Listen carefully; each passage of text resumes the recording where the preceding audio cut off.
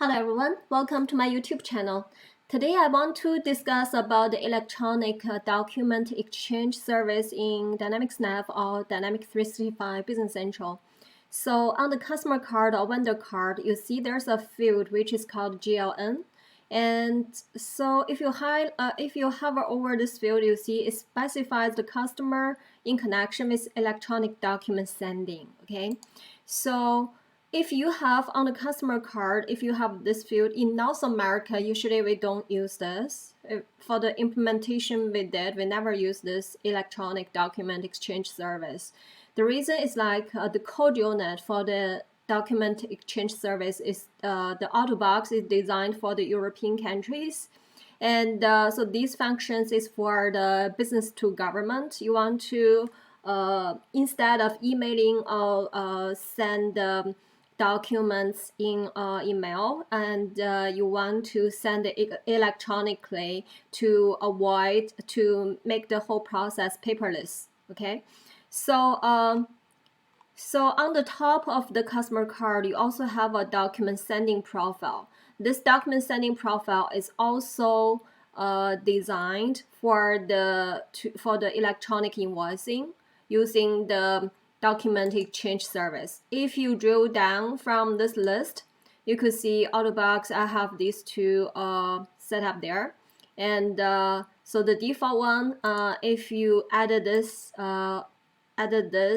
default document layout, so then you will see this this document sending profile is using, so this is a document sending profile, and you can select for the electronic document, you can instead of the no, you can select through document exchange service, and then you can select a format. So when you drill down to the format, then you could see there's out of box of this Business Central demo, Crownless demo company. You only have these three out of box electronic document layout, the PEPL 2.0, PEPL 2.1, and this PEPL BIS 3. But you could see in the bracket it says Pan-European Public Document Online. So this is used by the European country. That's why you don't see this implemented in the North America, because those code unit for those formats is in the European format. But I still want to show you how this works. But at the end, you will see the result will be failed, because I just want to show you where you need to set this up if you want to use it. And so I think even in the North America, maybe we can use this framework, but we need some development to customize those code units to be used in the North America if you do want the electronic invoicing. So you need to set on the customer card, then you need to set up this GLN. You have to give this GLN number. That's a unique identifier of this customer, the customer company of this company. Okay, and also you have to enable use GLN in electronic documents. Okay, and then you have to enable this option for document sending profile. Then instead of using, so on the customer card, you have the document layout. Then you can specify like who is the recipient for the report, like the sales invoice or the sales customer statement, all those kind of things. Then you can do that.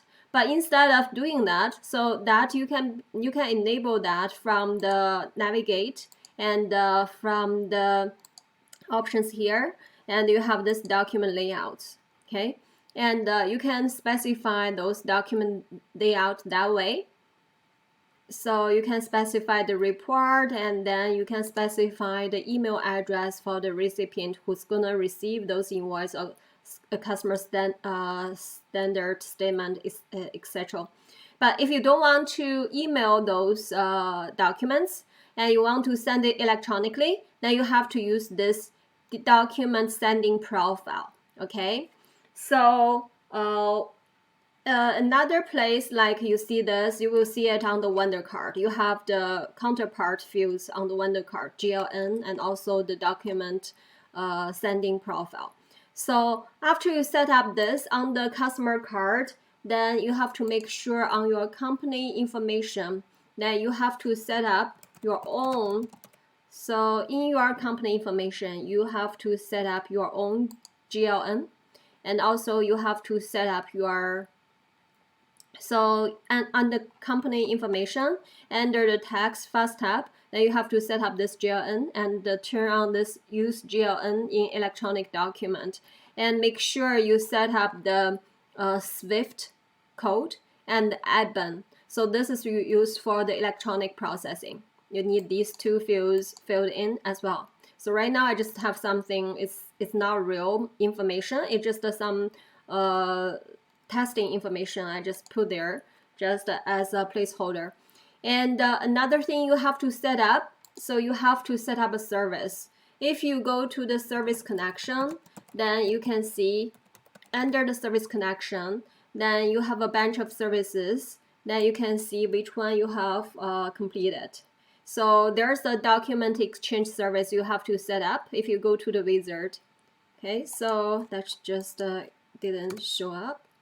Okay, so, oh, okay, so let's search that again. So you just didn't go to where I searched. So you have to go to the service connection. Then from the service connection, you can see a bunch of default services and service connection, okay. So there's a latency when I tap and when I show up. Okay, so service connections. If you go to service connections, then you see document exchange service is one of the service listed there. Then you can go through the wizard to set it up. Okay, so actually I already enabled it. So, but you can see what I have to set up here.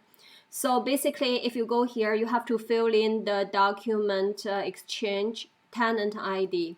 And then you have to, so these information are populated by default, but you have this document exchange service is provided by a third party. It's called TradeShift. So it's not by Microsoft. You have to go to the TradeShift website to log in with your information.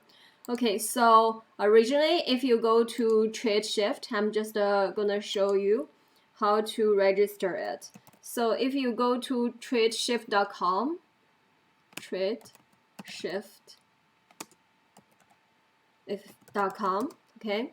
If you go to this website, and then you could see there's a sign in page you can use. And also you see this sign up URL from the Business Central itself. But you want to go to, so if you go to tradeshift.com, then you are registering the production instance. But if you are only doing some testing, then you want to go to the sandbox. So what you have to do, you have to go to sandbox.tradeshift.com. And after you go there, then you can, so after you go here, because already logged in. But first time, you can click on sign in there. And then after you sign in, and it will ask you to enter your company information, etc. Okay, and then so I have to log out now, because right now I'm gonna log out from here. So if I click on this like a power button, then I'm gonna sign out. So when you go to this sandbox.tradeshift.com, you can go to this login page. So first you can click on continue with Google account, and then it will ask you to register your information. So then you can register your information there. So continue with Google. Okay, it will ask you to register. Provide your company information to create your account. So it gives you this this message. Provide your company information to create your account. Because I'm just gonna remove this because it remembered. So click on continue with Google, then it will give you the register page, and then you have to register your company information. You have to fill in, let me remove the cache here, Control F5. There's some cache. You just keep on, let me remove this cache, okay. Okay, so if you click on continue with Google, and it also could be this browser. Okay, so let me go into another browser with the private mode, then we should be fine. Okay, so this browser is Edge, And so I'm gonna open this with Google Chrome. Okay, so then you go to your sandbox and trade shift, and then you say continue with Google. Then it will give you the register page for the sandbox. Okay, and you have to fill in. So first you have to log in with your Google account. Then you have to fill in your information. So your information, I mean the company information. Okay, so next. So I have to enable this two-step verification on my phone. I have to enable allow it. Then it will give you the company information registration page.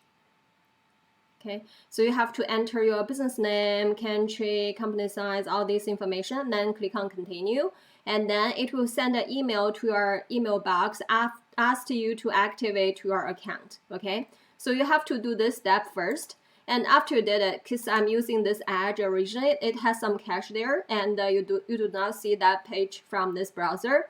Then I'm gonna click on continue because I already have my sign-in information there. Let's say you receive that after you register your information, you receive the email notification in your email and ask you to activate your account, and you click on activate your account. You already did that step, and then you can send in with your information, and then after you send in, so there are some additional steps you have to do before you are able to send out the electronic document layout successfully. Then also you have to set up, so that's log out from here, and then just log in again. Okay.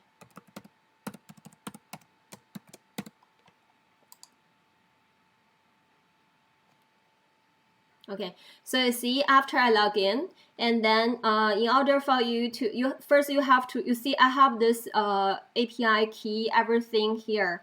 So what you have to do finally, you have to put in this base URL. So in your Business Central, I'm gonna go through this first, then you can see what else you have to do. So then I have to go back to my Business Central. So I have this app is crashed. So I'm gonna start my Business Central again. So what information you have, I'm gonna show you what information you need to put into your Business Central.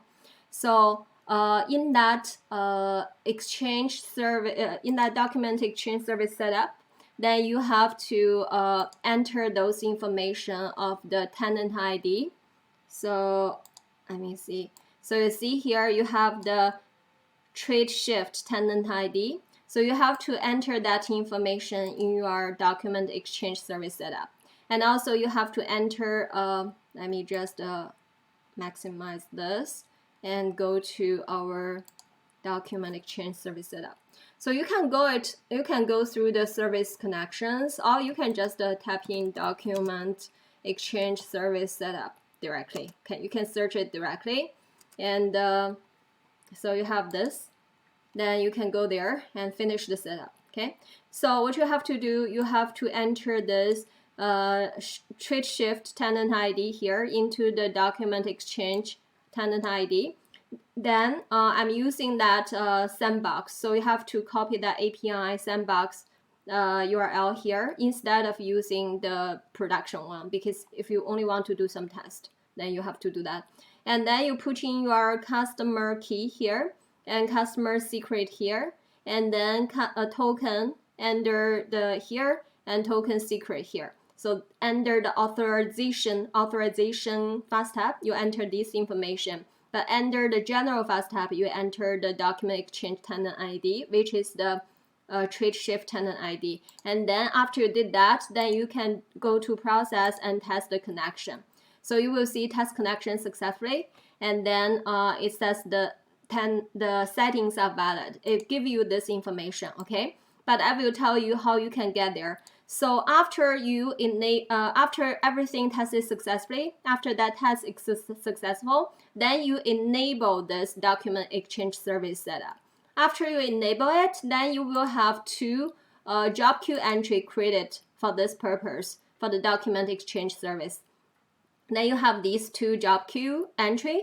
So one is for the sending profile, sending that document. It will say deliver to recipient. It give you that status information in the posted sales invoice, in the posted documents. And then the other side, for the recipient that you are electronic invoicing sent to, for the recipient, they will receive the document. So in their Business Central or Dynamics Nav company, then they will see that status. Okay, this document exchange service started from Dynamics Nav 2016.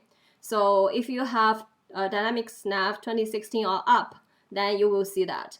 So okay, so go back to our service setup here in the Tradeshift. This is the third party used by that document exchange service. This is a third party provider. So what you have to do for that setup? Remember, in Business Central, in the company information, you set up the GLN. So that company, that Business Central company, need to be set up in your company profile. So if you go to your dashboard, then you have to do that setup. After you register your information in Tradeshift, then you have to go log in to this sandbox and then go to our company information. And then you have to, so this is your company information. Then you can go there and make sure you have to enter the GLN from here as well. Okay, that information is required in your company profile detail. So that information is located here. So you have to make sure you need to enter this information, okay? So right now it's not entered, but you have to make sure you have to enter it. So whatever information you have in your company GLN, in the company information, then you have to fill that in there, okay? So that's just to copy it to there. So I have to copy that GLN information from the text from here, okay? So copy this and paste this information to this GLN and save done, okay? Company identifier has already been used. So actually, I already have this information entered before, okay? So that's why I'm saying like the company identifier has already been used.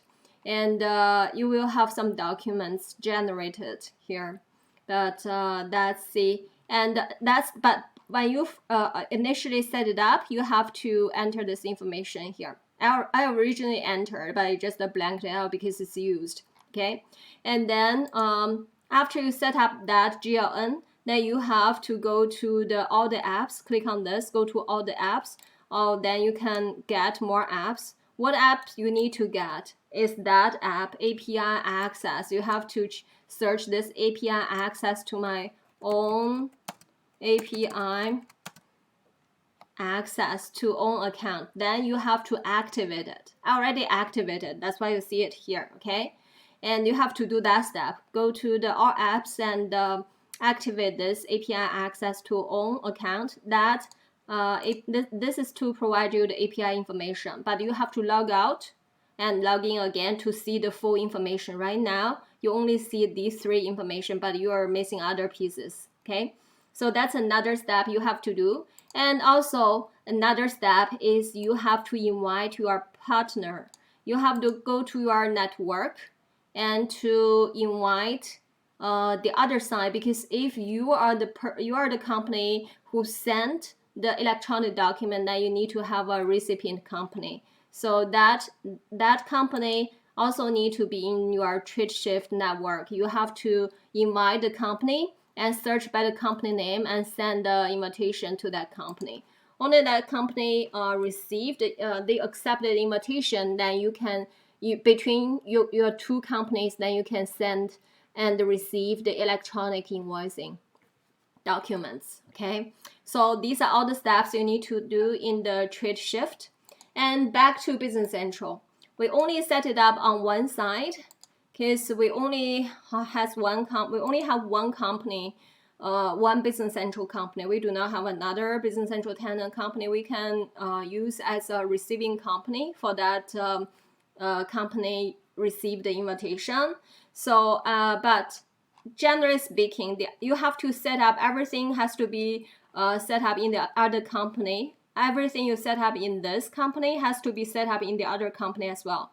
But for example, I'm using a customer in this company to send out my sales invoice, and in the other company you have to set up the vendor, which has that GLN code you want to send to in your network, in your trade shift network. Okay, and then you have to make sure in the other company on the vendor card that you set up the GLN code. In the company information, you set up the GLN code, and then you need to have that turned on. So go to show more. Okay, so you have to set up this GLN code in the other company, which is the recipient company. And then because for you it's your customer, but for the other company you are their vendor, right? Okay, so then you have to make sure you turn on this. You have to set up the document sent profile in the other company as well. Okay, the company information and the vendor card need to be set up in the other company for it to receive the sales invoice in their company. You send out in their company, and automatically they have to use, then when they receive it, they will receive it in the incoming documents. So the sales invoice you send to them will show up in the incoming documents. They have to go to their company, Business Central company, from the incoming documents to see the sales invoice you send to them. Then they can create the documents from this incoming document. They can create a purchase invoice from the incoming document, which is the sales invoice you send to them. Okay, yeah, so that's the whole process. But right now I cannot really demonstrate that part. What I can do, because I already created a customer, I can show you how this looks like. So I already created that customer, which is the customer 10,000, and I'm gonna create a sales invoice, but this sales invoice delivery status will be failed after I send it. But I just want to walk you through how you can send it from this company. And so if I quickly create this for this customer, and then just you make sure you have to enter this your reference. I just put it some testing there, but it should be their reference number, or for that your reference is a reference field. And also for this external document number, I'm just temporarily putting something, but this is not the actual document number. This is the external document number is kind of like a invoice number or something you use as a reference. So similar like this, your reference. Okay, and so what I need to do here is like I'm entering a line, and then I'm gonna post this, but I'm gonna post and send. Okay, so when I post and send, and you can click on this three dot, the assist edit, and then you see everything is, I'm not printed, I'm not emailing this PDF. And this I wanted to send as a PDF or electronic document. It's just up to you, okay? But you can say I want to send it as an electronic document instead of a PDF. And then yeah, but that's true. It's not a PDF. We are not PDF it out to print or email the PDF. We are sending it as a electronic document, and it's through the document exchange service, right? And the format is defaulted on the customer card. We selected that format, that's why it's defaulted. Then we can click on OK. Okay, so then you can click on yes. Then it will post this sales invoice, and then it will generate that electronic document. I'm gonna cancel this because I don't want to view it. So it says the document was successfully sent to the document exchange service for processing. It gives you this message, okay? And then you can go to the posted sales invoice. So I go to my posted document, I go to my posted sales invoices, and you know it's being sent, but it will not deliver to the recipient company because I do not have another company to do that setup. So then you will see it will say send to document exchange service. It will only give you this information, okay? So that's why so you see my previous is at delivery field because I didn't select electronic document, I selected PDF. That's why it says delivery field. And if you select electronic documents, then it will send, but it still will fail because we don't have the other recipient company set up because we only have one Business Central tenant. We cannot, if we have two Business Central tenants, I can simulate how the process works for the recipient company as well. But for the recipient company, they have to go to the incoming documents and create the documents from there, okay? So then you can click on this, then you can save this log and take a look. So we have a log there. Then we can open this log to see. It just give you some information. It says failed, right? So it's been sent, but delivery failed. The delivery field, the reason for the delivery field is because like this is used for the European countries, okay? And for the European countries, it requests for the VAT.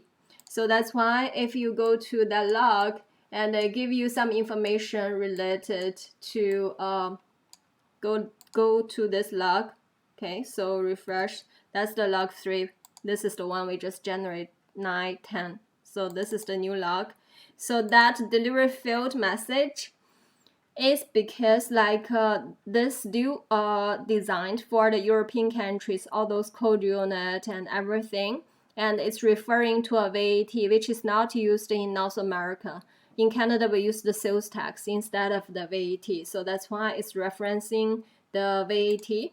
But if you look at the statistics of this invoice, it doesn't have any VAT, it just have a tax amount, but it's still thinking this tax amount is a VAT amount. So that's why I give you that message saying the VAT amount has a value, and then it must have the supplier VAT number. It says the VAT total amount in an invoice exists. It must contain the supplier VAT number. So, but actually it's not a VAT. We only have the sales tax amount. So it's thinking this sales tax amount this as the VAT total amount in the invoice, but actually it's not, because this is designed for European countries. That's why it's asking for VAT suppliers VAT numbers, those kind of things, okay? But it's not used in North America. That's why we get that delivery failed message, but it's been sent successfully. Okay, you can see that message at the beginning. It says sent successfully, and because we have to select electronic documents, right? And instead of PDF, when you do that, when you send this, you have to select electronic documents. But the result of sending it by PDF or electronic document at the end is delivery failed. Okay. So yeah, so I think that's everything I want to share in this video. And I will have another video for the OCR service, because the OCR service is also using the incoming documents.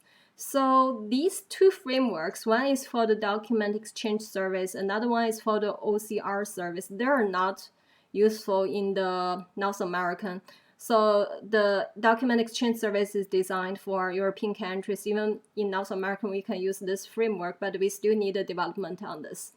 And also the OCR service, it's out of box. It's just very basic. So you have some data exchange definitions set up in some code unit by default, but that's only map the total amount. It does not map the invoice lines. And also the limitation is like it only works for vendors. It does not work for customers. So you can only create a purchase invoice for vendors with the OCR service. You cannot create any sales invoice for customers. That's another limitation. So two limitations: it does not create the lines out of box. For the purchase invoice, it does not create the purchase lines out of box, and also it only works for the vendor side. It doesn't work for the customer side. Okay, so you can check it out for my next video about the OCR service. Thank you so much for watching this video. I hope to see you guys again next time.